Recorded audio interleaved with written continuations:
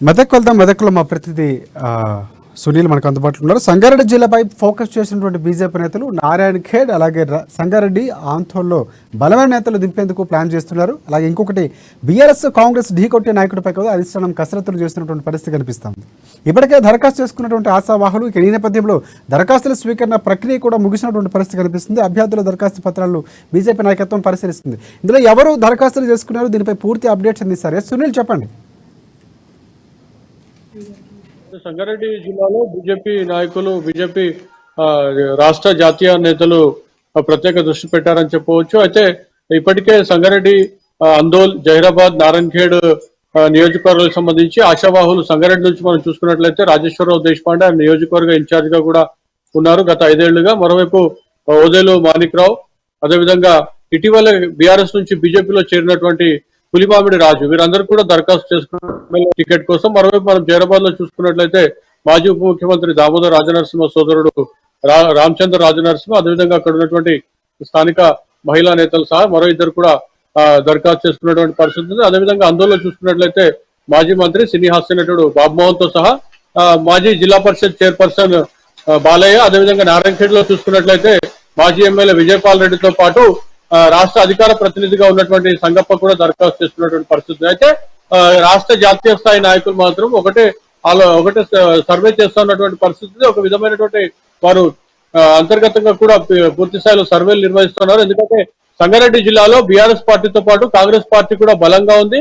Congress party, BRS పార్టీలకు గ్రామ స్థాయి నుంచి పెద్ద ఎత్తున క్యాడర్ తో పాటు మండల స్థాయి, గ్రామ స్థాయి కమిటీలు కూడా బలంగా ఉన్నటువంటి పరిస్థితిలో కాంగ్రెస్ బీఆర్ఎస్ నాయకులను ఢీకొట్టే సత్తా ఉన్నటువంటి నాయకులకు టికెట్ ఇవ్వాలని చెప్పి కూడా బీజేపీ అధిష్టానం ఆలోచిస్తున్నటువంటి పరిస్థితి నేపథ్యంలో ఇప్పటికే దరఖాస్తు చేస్తున్నటువంటి ఆశావాహుల్లో బీఆర్ఎస్, బీజేపీ రెండు గట్టిగా ఉన్నటువంటి నేపథ్యంలో వారందరూ కూడా ఆర్థికంగా అంగబలం ఉన్న నేపథ్యంలో వారికి ఢీకొట్టి గెలవగలే పరిస్థితి ఉన్న నాయకులకు మాత్రమే టికెట్ ఇవ్వాలని చెప్పి కూడా భాజపా అధిష్టానం ఆలోచిస్తున్నట్టుగా కూడా మనకు తెలుస్తా ఉన్న నేపథ్యంలో ఇప్పటికే దరఖాస్తు చేసుకున్నటువంటి నాయకులకు సంబంధించి బయోడేటాలను కూడా పరిశీలిస్తున్నటువంటి పరిస్థితి ఉంది.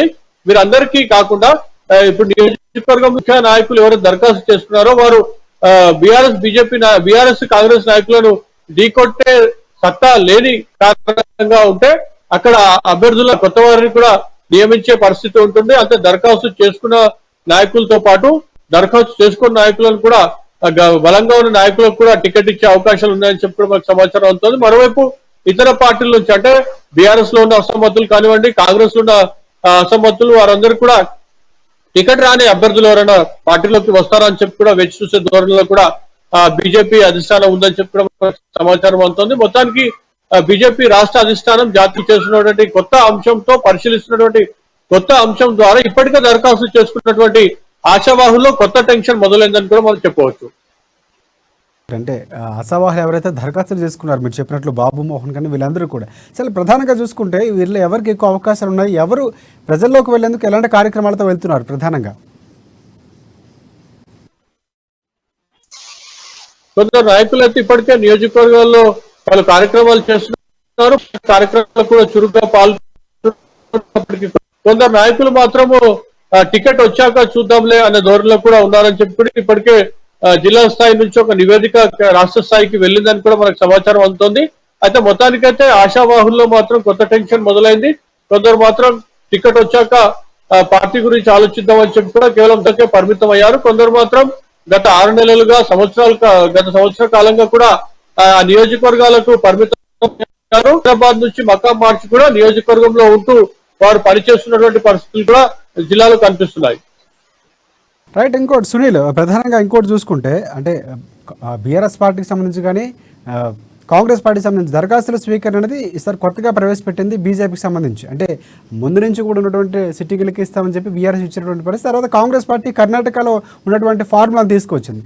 సో ఇక్కడ ప్రధానంగా చూసుకుంటే మీరు ఇందాక మాట అన్నారు, చాలామంది అభ్యర్థులు దరఖాస్తు చేయకపోయినా కూడా వారికి ప్రజల నుంచి ఉన్నటువంటి ఆదరణ లేకపోతే వారి సర్వే నేపథ్యంలో టికెట్లు వచ్చే అవకాశాలు ఉన్నాయని చెప్పారు. సో అలాంటి జాబితాలో ఎవరున్నారనేది ఏమైనా సమాచారం ఉందా మీ దగ్గర?